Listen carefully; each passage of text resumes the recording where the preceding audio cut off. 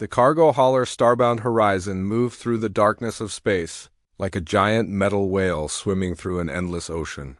Commander Danny Crawford stood on the bridge and looked at the stars through the large front window. He had been a ship captain for 15 years, and he had seen many strange things in his time. But this mission was different from anything he had done before. The ship had been hired by the Valkyrie diplomatic corps. The Valkyrie were one of the oldest species in the galaxy, and they were known for being very careful about everything. They did not like danger. They did not like surprises. They did not like anything that could go wrong. And now a group of Valkyrie ambassadors and their families were living on his ship for the next 3 weeks. Danny turned away from the window and looked at his first officer, Lisa Brennan. She was a tall woman with short brown hair and a calm face. She had worked with Danny for 5 years, and she knew him well. "The Valkyrie delegation has settled into their quarters," Lisa said. "Ambassador Torvan asked me to tell you that the temperature is acceptable, but the lighting is too bright. He also wants to know if we can make the hallways quieter." Danny let out a small laugh. "The hallways are already as quiet as we can make them. This is a cargo ship, not a hotel." I told him that. He did not seem happy about it. Danny walked across the bridge and sat down in his captain's chair. The mission was simple on paper. They had to transport the Valkyrie delegation to Korath Prime, a neutral space station where important talks would happen. The Valkyrie were trying to join a new trade agreement with several other species, and these meetings would decide if they could join or not. The problem was the children. The Valkyrie ambassadors had brought 7 cubs with them. That was what the Valkyrie called their young ones. Cubs. They ranged in age, from what humans would call 5 years old to about 12 years old, and their parents were very, very worried about them being on a human ship. Danny understood why. Humans had a reputation in the galaxy. Other species thought humans were loud, reckless, and dangerous. They thought humans took too many risks and did not think about safety. Some of this was true. Humans did like adventure. They did push limits. They did explore dangerous places just to see what was there, but Danny also knew that humans were careful when they needed to be. His crew was professional. They would make sure nothing bad happened to the Valkyrie children. The door to the bridge opened, and Security Chief Katie Morgan walked in. She was a small woman with red hair tied back in a tight bun. Her face was serious, as it usually was. Katie did not smile often, but she was very good at her job. "Commander, I finished the security briefing for the Valkyrie quarters," she said. "I have assigned 2 crew members to patrol that section at all times. I have also locked down access to all dangerous areas of the ship. The cargo bays, the engine room, the maintenance tunnels. The children will not be able to get into any of those places." Danny nodded. "Good. What about the parents? Are they satisfied with our safety measures?" Katie paused for a moment before answering. "They are worried, Commander. Very worried. Ambassador Torvan asked me at least 20 questions about our emergency protocols. He wanted to know what would happen if there was a fire or a hull breach or a power failure. He wanted to know where the escape pods were and how to use them. He wanted to know if the food in the cafeteria was safe for Valkyrie to eat." "And you answered all his questions?" "I did, but I do not think he believes me. He thinks humans are too careless to be trusted with his children," Danny sighed. He had dealt with this kind of thing before. Many alien species did not understand humans. They saw the wild stories about human explorers and soldiers, and they assumed all humans were the same. They did not see the teachers, the doctors, the engineers, the parents. They did not see the humans who spent their lives keeping others safe. "We will just have to show them," Danny said. "Actions speak louder than words. By the time we reach Korath Prime, they will see that their children were never in any danger." Katie nodded and left the bridge. Danny leaned back in his chair and thought about the Valkyrie cubs. He had seen them briefly when they came aboard. They were small creatures covered in soft gray fur. They had large, dark eyes that seemed to look at everything with wonder. Their ears were big and round, and they moved in different directions like radar dishes. They had looked scared when they walked through the airlock, holding on to their parents and hiding behind their legs. Danny felt sorry for them. They were Children, far from home, on a strange ship full of strange creatures. Of course they were scared, but he had also noticed something else. When the cubs thought no one was looking, they peeked out from behind their parents. They looked at the metal walls, the blinking lights, the human crew members walking past. And in their eyes, Danny saw something that was not fear. It was curiosity.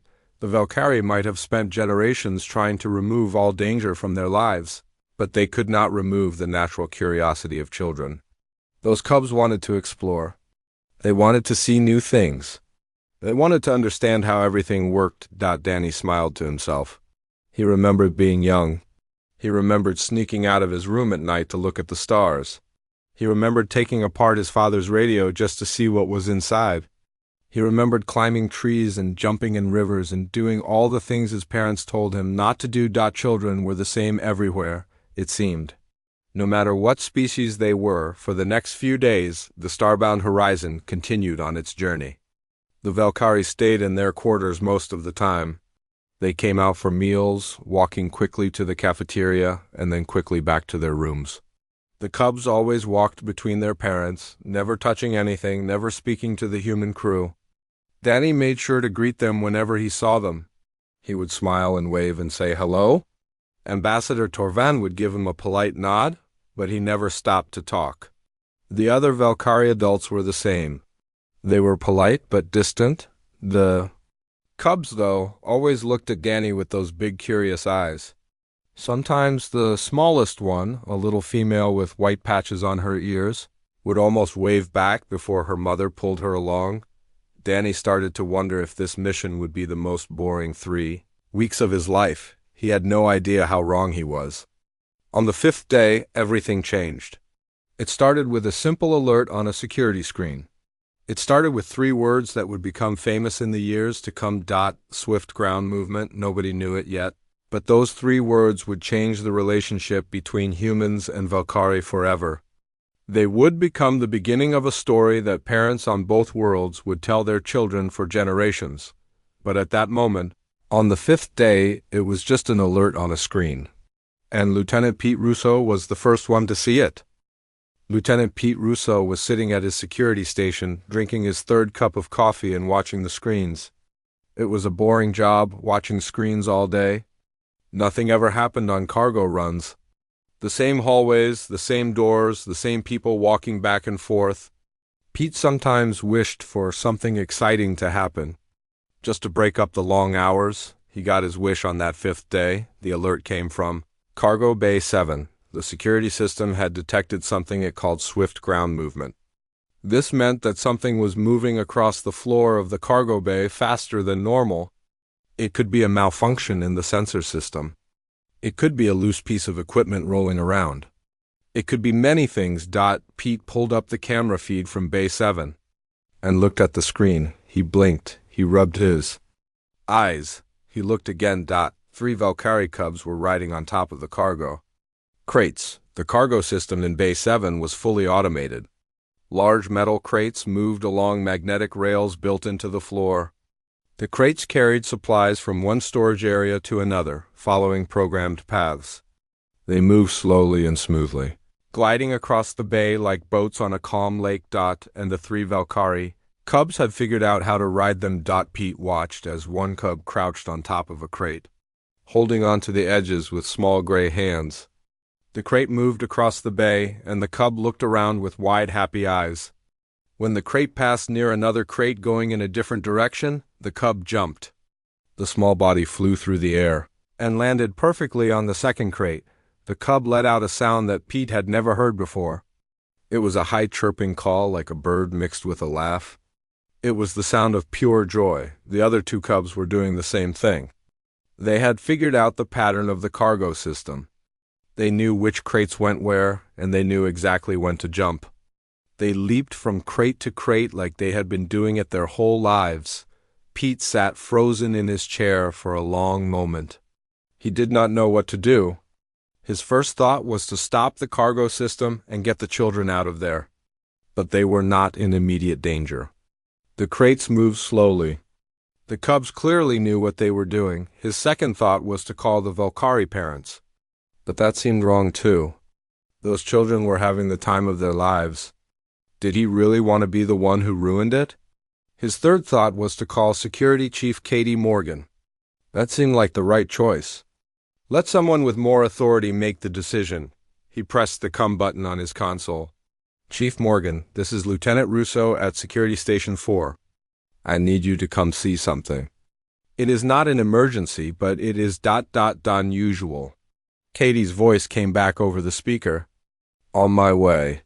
3 minutes later, Katie Morgan stood behind Pete and watched the screen. Her face did not change expression as she saw the cubs jumping from crate to crate. She watched for a full minute without saying anything. How long have they been doing this? She finally asked. The alert came in about 5 minutes ago. But they look like they know what they are doing. They might have been practicing before that when they were not triggering the motion sensors. Katie nodded slowly. She was thinking hard. Pete could see the thoughts moving behind her eyes. The cargo system speed is set to standard, she said. That is about walking pace.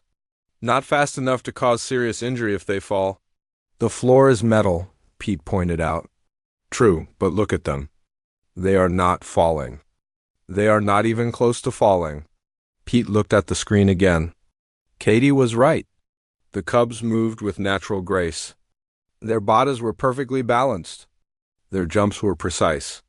They had clearly watched the cargo system for a long time before attempting this. They had studied it, learned its patterns, and then made a game out of it. Katie made a decision. Lock down all access to Bay 7. No one goes in or out except for me. Activate the soft field barriers at the edges of the bay. If any crate gets within 2 meters of the wall, slow it down to half speed. Lower the maximum speed of all crates by 20%. And get Dr. Torres on standby in the medical bay. Pete looked at her with surprise.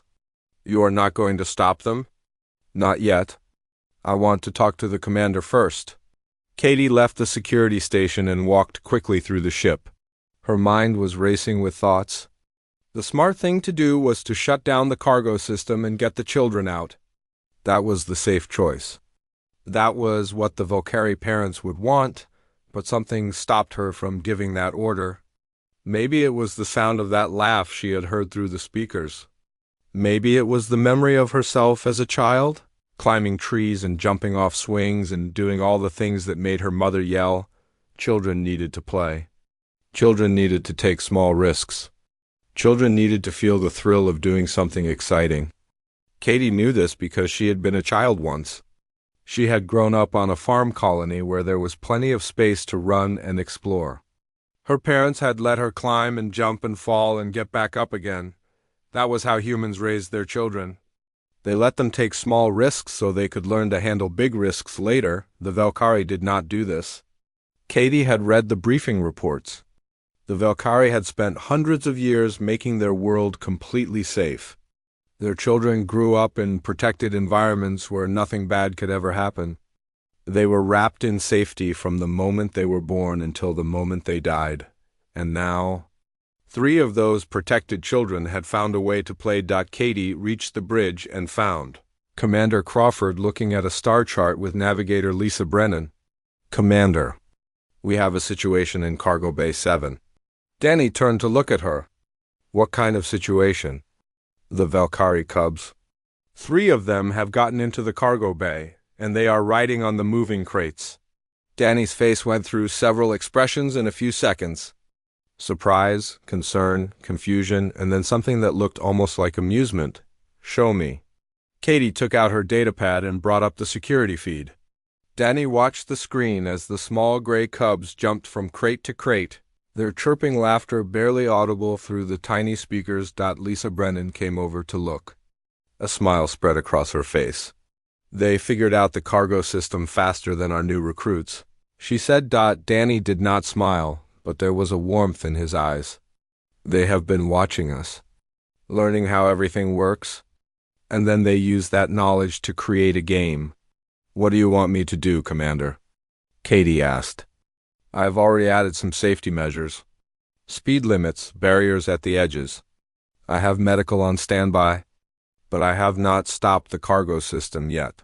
Danny was quiet for a long moment. He watched the cubs play, their small bodies flying through the air with perfect grace.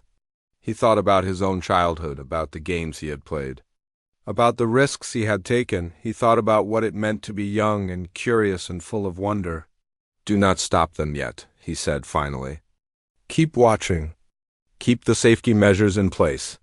But let them play." Katie nodded. She had expected that answer. She had hoped for it. "There is one more thing, Commander," she said. "The Valkyrie parents do not know about this. If they find out, they will find out eventually," Danny said. "But let us see how this plays out first. Sometimes the best thing we can do is get out of the way and let children be children." Katie left the bridge and went back to the security station. She had work to do. She needed to make that cargo bay as safe as possible without the cubs ever knowing she was there. Because if those children wanted to play, then Katie Morgan was going to make sure they had the safest playground in the galaxy. And somewhere in the back of her mind, she felt something she had not felt in a long time. She felt proud to be human. The next 2 days were the strangest days the crew of the Starbound Horizon had ever experienced. The 3 cubs continued their games in Cargo Bay 7.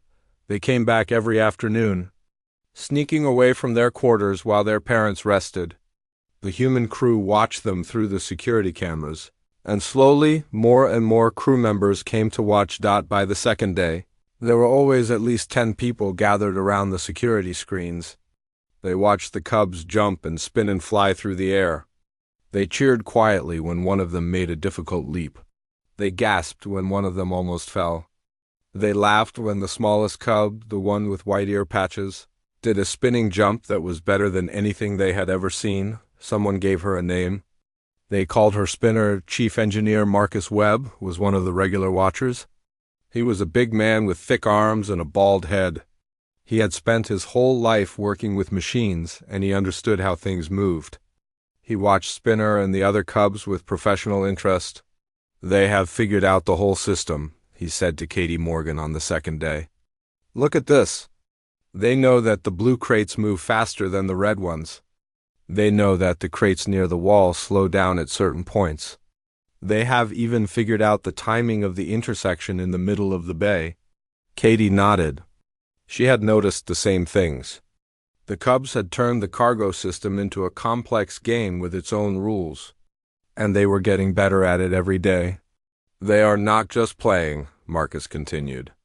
"They are learning. They are developing skills. Balance, timing, spatial awareness. These are things that Valkyrie children never learn because their world is too safe." Commander Danny Crawford came to watch on the afternoon of the second day. He stood at the back of the crowd and said nothing. He just watched the cubs play, and sometimes he smiled, but there was also a problem. The Valkyrie parents would find out eventually. The cubs could not keep sneaking away forever. And when the parents discovered what their children had been doing, there would be trouble. Danny called a meeting in the conference room. Katie Morgan, Marcus Webb, Lisa Brennan, and Medical Officer Megan Torres all attended. "We need to decide what to do," Danny said. "We can keep hiding this from the Valkyrie, but that feels wrong. They are the parents. They have a right to know what their children are doing." Megan Torres spoke first. She was a gentle woman with gray hair and kind eyes. She had been a doctor for 30 years, and she understood both bodies and minds. "I have been studying the Valkyrie medical files," she said. "Their children have very low rates of injury. That makes sense because their world is so safe. But they also have high rates of anxiety and fear. Many Valkyrie cubs are afraid of trying new things. They are afraid of making mistakes. They grow up to be adults who avoid all risk, even healthy risk." She paused and looked at the others. "What those cubs are doing in the cargo bay might be the healthiest thing they have ever done. They are learning that they can take a risk and survive. They are learning that falling down is not the end of the world. They are building confidence that will help them for the rest of their lives." Marcus Webb nodded in agreement. "From an engineering perspective, I can make that cargo bay even safer. We can add padding to the floor and walls. We can install nets to catch anyone who falls. We can create a proper recreation area where children can play without any real danger. Lisa Brennan raised a concern.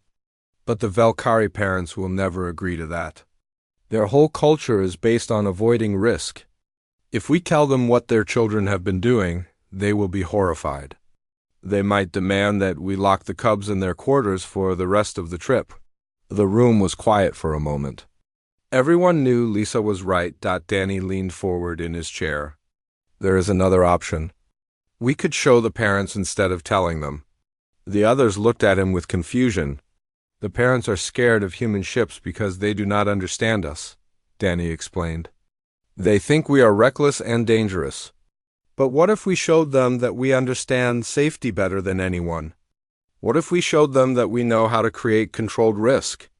What if we let them see their children playing and then showed them all the safety measures we put in place? Katie nodded slowly. You want to show them that humans can be both adventurous and careful. Exactly. We do not remove the risk completely. We manage it. We create environments where children can push their limits without getting hurt. That is something humans have been doing for thousands of years. Playgrounds, sports games. We teach our children to be brave by letting them take small risks in safe environments. The meeting continued for another hour. They made plans. Marcus would upgrade the cargo bay with safety features. Katie would document everything they had done to protect the cubs. Megan would prepare information about the psychological benefits of play. And Danny would find the right moment to talk to Ambassador Torvan. That moment came sooner than expected on the evening of the second day.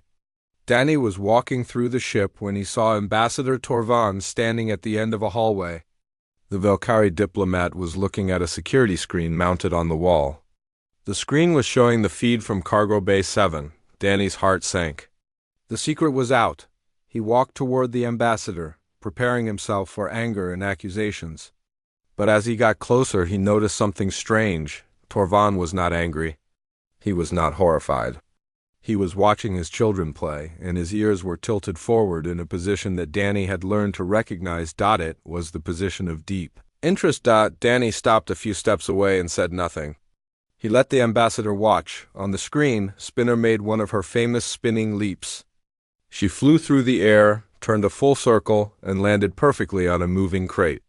Her chirping laugh echoed through the speakers. Torvan made a sound that Danny had never heard from a Valkyrie before. It was soft and low, almost like a purr.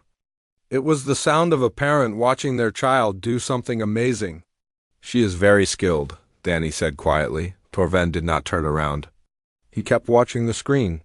I did not know she could do that, the ambassador said. His voice was strange, filled with emotions that Danny could not quite read. I did not know any of them could do that. Children are full of surprises. Torvan finally turned to face Danny. His large dark eyes were wet. And Danny realized with shock that the Valkyrie was close to tears. Commander Crawford, I must confess something to you. When I agreed to travel on a human ship, I was terrified. I thought your people were dangerous. I thought you would put my family at risk. I brought my children aboard this vessel expecting the worst. He paused and looked back at the screen. But I was wrong. I was wrong about everything. Danny did not know what to say, so he said nothing. I have watched my daughter grow up in fear, Torvan continued. She was afraid of loud noises. She was afraid of high places. She was afraid of strangers and new foods and unfamiliar rooms. I thought this was normal. I thought this was how children were supposed to be. He pointed at the screen where Spinner was preparing for another jump.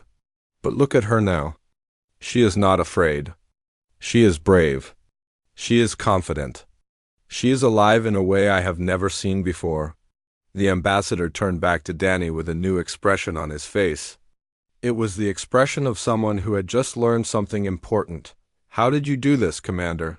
How did you teach my daughter to be brave? Danny thought about the question for a long moment before answering. We did not teach her anything, Ambassador. We just gave her a chance to teach herself. Torvan was quiet for a long time after that.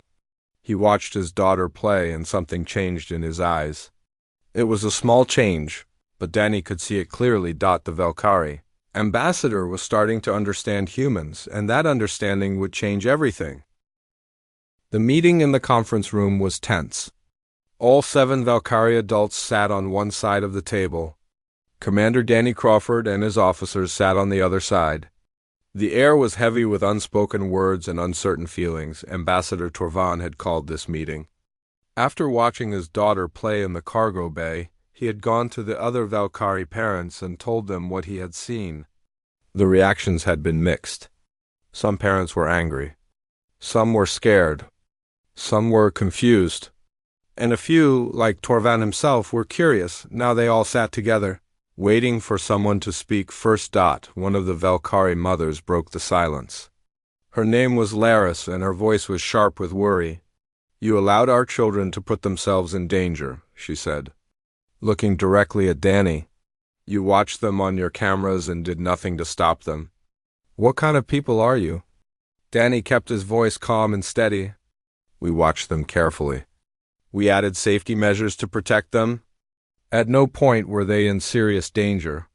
They were jumping through the air. They could have fallen. They could have been crushed by those machines." Security Chief Katie Morgan spoke up. "The crates move at walking speed. We added soft barriers at the edges of the bay. We lowered the maximum speed of all equipment. We had a medical team ready to respond in seconds. Your children were safer in that cargo bay than they are walking down the street on most colony worlds." Laris did not look convinced. She turned to her husband, a quiet Valkyrie named Brotan, looking for support. But Brotan did not seem angry. He seemed thoughtful. "I watched the recording," Brotan said slowly. "I watched our son Keth jump from crate to crate. I expected to feel horror. But instead, I felt something else. What did you feel?" Danny asked. Broughton was quiet for a moment, searching for the right words. "I felt envy," he finally admitted. "I watched my son do something brave, and I realized that I have never done anything brave in my entire life. I have never taken a risk. I have never faced my fears. I have never felt the thrill of doing something difficult and succeeding." The room was silent. Some of the other Valkyrie parents looked uncomfortable. Some looked like they were thinking hard about Broughton's words. Ambassador Torvan stood up and walked to a large screen on the wall. He pressed a button and an image appeared. It was a view of the Valkyrie homeworld from space. Beautiful and peaceful and perfectly controlled.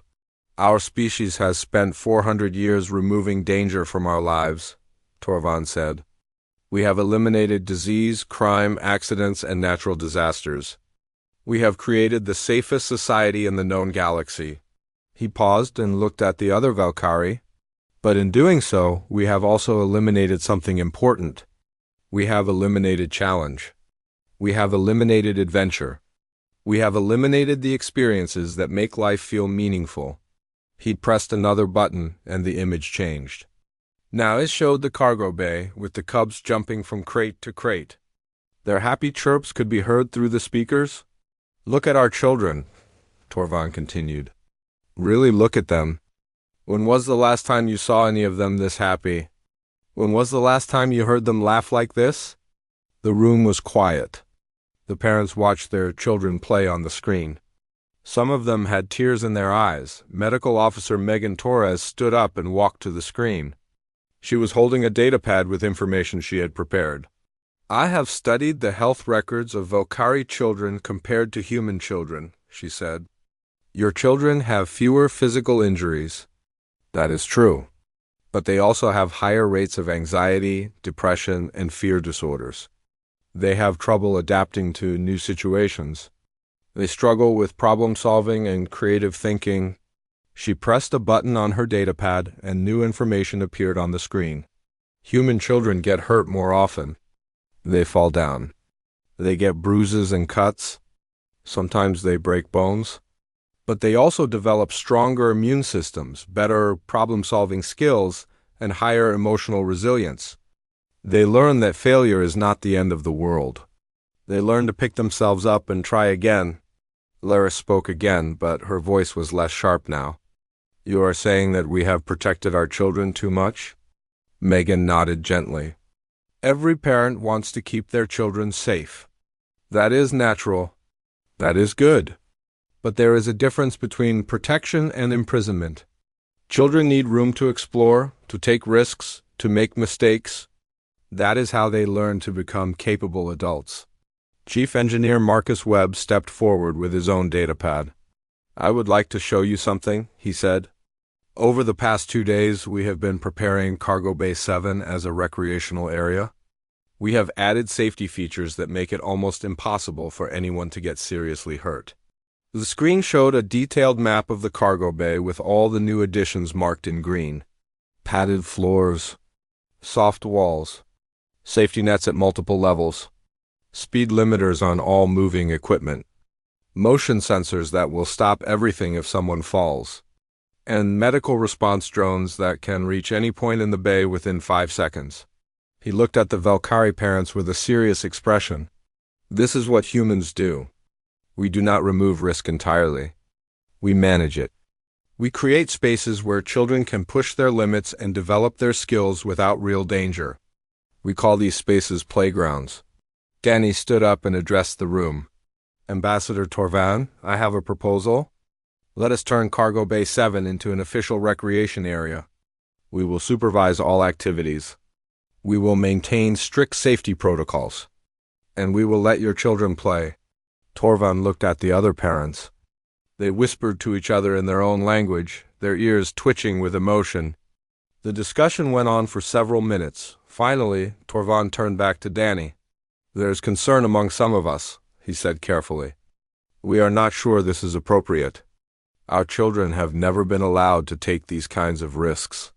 Danny nodded. "I understand. This is a big change for your people. But may I suggest something? Please, come watch them. All of you. Come to the cargo bay and watch your children play. See the joy on their faces. See the confidence they are building, and then decide if you want to take that away from them." The room was quiet for a long moment, then Braton stood up. "I will watch," he said. "I want to see my son be brave." One by one, the other parents agreed. Even Laris, though she still looked worried. An hour later, all 7 Valkyrie adults stood at the entrance to Cargo Bay 7.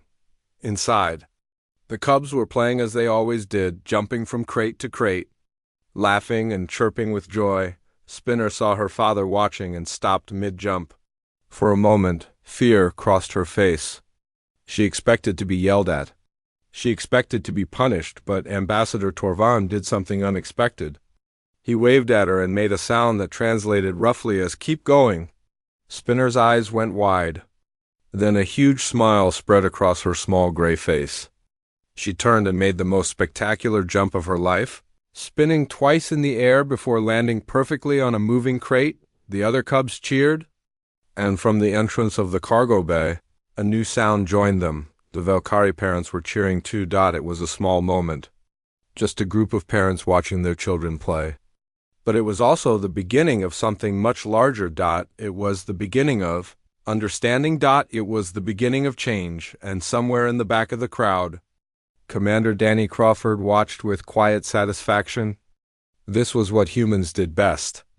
Not conquering or fighting or exploring. Just showing other species what it meant to live fully and without fear. Just showing them how to play. The last week of the journey to Korath Prime was unlike anything the crew of the Starbound Horizon had ever experienced. Cargo Bay 7 had been completely transformed. Chief Engineer Marcus Webb and his team had worked for 2 straight days, installing every safety feature they could think of. The floor was now covered with thick padding that could cushion any fall. The walls had soft barriers that would stop anyone from hitting the hard metal. Safety nets hung at different levels, ready to catch anyone who jumped too far. And the cargo crates now moved in new patterns, creating a complex playground that challenged even the most skilled jumpers. The 7 Valkyrie cubs spent every afternoon in the bay. They had given up trying to hide from their parents. Now their parents watched them openly, standing at the observation windows with expressions that changed a little more each day. At first, the parents were nervous. They gasped at every jump. They covered their eyes when their children flew through the air. They clutched each other's hands when someone almost fell, but as the days passed, the nervousness began to fade. The parents saw that their children always landed safely. They saw the nets catch the few cubs who missed their jumps. They saw the medical drones hovering nearby, ready to help but never needed, and they saw something else too. They saw their children growing stronger, braver, more confident. They saw them trying difficult things and failing and trying again. They saw them helping each other, teaching each other, celebrating each other's successes. They saw their children becoming better versions of themselves. On the third day of the new playground, something unexpected happened. One of the Valkyrie mothers, a young female named Pyrrha, walked into the cargo bay and stood near the entrance. She watched the cubs play for a long time. Then, slowly and carefully, she stepped onto one of the moving crates. The crate glided across the bay at its slow, steady pace. Pyrrha stood very still, her legs shaking slightly, her eyes wide with fear. But she did not jump off. She rode the crate all the way to the other side of the bay. When she stepped off, her face was glowing with a strange new light. It was the light of someone who had just done something they never thought they could do. Her son, a young cub named Keth, jumped off his own crate and ran to her. He grabbed her hand and pulled her toward another crate, chirping excitedly. Pyrrha hesitated for only a moment. Then she stepped on. By the end of that day, 3 more Valkyrie adults had tried the crates. None of them jumped from crate to crate like the children did. They just rode, feeling the gentle movement, getting used to the sensation of motion and mild risk. But for them, even that small step was a revolution. Commander Danny Crawford watched from the observation deck, surrounded by his crew. Lisa Brennan stood beside him, a warm smile on her face. "I never thought I would see this," she said quietly. "Valkyrie adults learning to play." Danny nodded. "Neither did I, but maybe that is what we are here for. Not just to explore space, but to show other species what they are missing." Katie Morgan approached with a datapad in her hand. "Commander, I have been keeping a log of everything that has happened since the cubs started playing. The psychological changes are remarkable. The cubs show reduced anxiety, improved problem-solving abilities, and stronger social bonds. And the adults who have participated show similar improvements." "Document everything," Danny said. "This could be important for future relations between our species." On the 5th day, Ambassador Torvan called another meeting. But this time, the atmosphere was completely different. The Valkyrie adults entered the conference room with light steps and relaxed postures. Some of them even smiled at the human officers. Torvan stood at the head of the table and looked at everyone, with eyes that seemed younger somehow, brighter and more alive. "I have been speaking with the other members of my delegation," he said. "We have made a decision. When we arrive at Korath Prime, we will recommend that the Valkyrie Council open formal discussions about recreational programs." The human officers exchanged surprised glances. This was bigger than they had expected. "We want to learn from you," Torvan continued. "We want to understand how humans balance safety with adventure. We want to create playgrounds on our homeworld. We want to let our children take risks in controlled environments." He paused and looked directly at Danny. "Commander Crawford, you have given us a gift that we did not know we needed. You have shown us what we lost when we removed all danger from our lives. You have shown us that safety and joy are not the same thing." Danny stood up and extended his hand in the human gesture of respect and friendship. Torvan looked at it for a moment, then reached out and took it. His grip was firm, his eyes steady. "Ambassador, it has been our honor to share this journey with you and your families." The meeting ended with plans for future cooperation. The Valkyrie would send a delegation to human space to study playground design and recreational programs. Human child development experts would visit Valkyrie worlds to advise on implementing new approaches. It was the beginning of a partnership that neither species had expected. On the last night before arriving at Korath Prime, the entire ship gathered in Cargo Bay 7. The cargo crates had been cleared away, and the space had been set up for a celebration. Human and Valkyrie sat together, eating food from both cultures and talking with an ease that would have been impossible just 2 weeks ago. The cubs put on a demonstration for everyone. They jumped and spun and flew through the air, showing off the skills they had developed. Spinner, the smallest cub with white ear patches, performed her famous spinning leap. She turned 3 times in the air before landing perfectly on a padded platform. The crowd erupted in cheers. Humans clapped and whistled. Valkyrie made their chirping calls of approval. Spinner looked at her father in the crowd, and Ambassador Torvan raised his hand high in a gesture of pride. Later that night, Danny Crawford stood alone on the observation deck, looking out at the stars. The station of Korath Prime was visible in the distance, a glowing point of light that marked the end of their journey. Ketty Morgan came to stand beside him. "It was a good mission?" "Commander," she said. Danny nodded slowly. "It was, but I keep thinking about what comes next. The talks at Korath Prime are important for trade and politics. But what we started here might be even more important." "You mean the playground program?" "I mean everything. The way we showed the Valkyrie that humans are not just reckless adventurers. The way we learned that the Valkyrie are not just fearful rule followers. The understanding we built between our peoples." He turned to look at Katie with a thoughtful expression. "That is what exploration is really about. Not just finding new places, but finding new ways to connect with other species. Not just mapping the galaxy, but building bridges across the differences that divide us." Katie smiled. "That sounds like something you should put in your official report." Danny laughed. "Maybe I will." The next morning, the Starbound Horizon docked at Korath Prime. The Valkyrie delegation disembarked, heading to their important meetings and negotiations. But before they left, each of the cubs came to say goodbye to the human crew. Spinner was the last one. She walked up to Commander Crawford and looked up at him with her big dark eyes. Then she did something that surprised everyone. She reached up and took his hand. In Valkyrie culture, touching a stranger was almost unheard of. It was a sign of deep trust and connection. Danny knelt down so he was at her level and looked into her eyes. "Thank you," Spinner said in accented but clear human speech. "Thank you for teaching me to fly." Danny felt a warmth spread through his chest. He squeezed her small hand gently. "You taught yourself to fly," he said. "We just gave you room to spread your wings." Spinner smiled and ran to join her parents. Ambassador Torvan gave Danny one last nod of respect, and then they were gone. The crew of the Starbound Horizon went on to other missions, other adventures, other challenges. But none of them ever forgot those 2 weeks with the Valkyrie cubs. And years later, when human children started visiting Valkyrie playgrounds, and Valkyrie cubs started taking exchange trips to human worlds, everyone remembered where it all began. It began with a security alert. Swift ground movement. 3 cubs surfing on cargo crates. It began with humans being humans. Watching children play, understanding their need for adventure. Creating a safe space for them to explore. It began with the simple truth that all children, everywhere in the galaxy, need room to grow and space to be brave. And in the end, that simple truth changed 2 species forever.